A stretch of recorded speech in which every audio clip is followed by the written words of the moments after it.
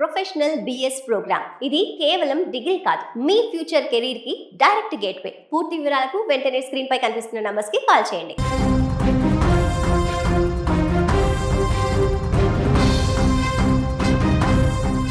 తెలుగు రాష్ట్రాల్లో ఎండల తీవ్రతతో ఉక్కిరిబిక్కిరైన ప్రజలకు ఇప్పుడు వరుణ దేవుడు చల్లని కబురు అందించాడు.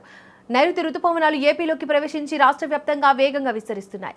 రాయలసీమ నుంచి మొదలై కోస్తాంధ్ర వరకు ఈ రుతుపవనాల ప్రభావం స్పష్టంగా కనిపిస్తోంది.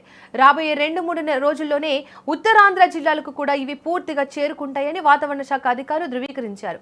గాలిలో తేమ పెరగడం, మేఘాలు కమ్ముకోవడంతో సాధారణం కంటే అధిక వర్షాలు నమోదవుతున్నాయి.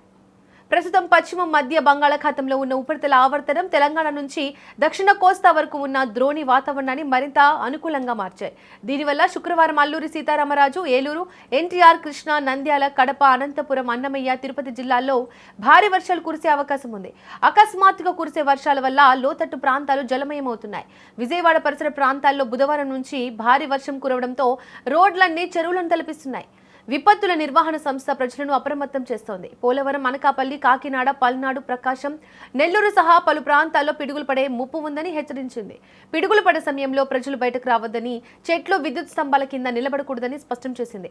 వర్షం సమయంలో గంటకు 30 నుంచి 40 కిలోమీటర్ల వేగంతో ఈదురుగాలులు వీచే అవకాశం ఉంది. ప్రయాణాలు చేసేటప్పుడు జాగ్రత్తగా ఉండాలని సూచించింది. ఈ ఏడాది ఆరంభంలో ఎల్నినో ప్రభావం వల్ల వర్షాలు తక్కువగా ఉంటాయని అంతా భయపడ్డారు. కానీ జూన్ నెలలో ఊహించని విధంగా వర్షాలు పడుతుండటంతో రైతులు సంతోషం వ్యక్తం చేస్తున్నారు. ఖరీఫ్ సాగుకు కావాల్సిన తేమ నేలల్లో ఉండడంతో దుక్కులు దున్నే పనులకు రైతులు మొదలుపెట్టారు. ఇప్పటికే ప్రభుత్వం కాలువలకు నీటిని విడుదల చేయడంతో సాగునీటికి ఇబ్బంది లేకుండా పోయింది. విత్తనాలు వేసే సమయం ఆసన్నం కావడంతో గ్రామాల్లో సందడి నెలకొంది. వ్యవసాయ అధికారులు రైతులకు సూచనలు ఇస్తున్నారు. ఋతుపవనాల కదలికలను బట్టి విత్తనాలు వేయాలని, వాతావరణ సూచనలను ఎప్పటికప్పుడు గమనించాలని కోరుతున్నారు.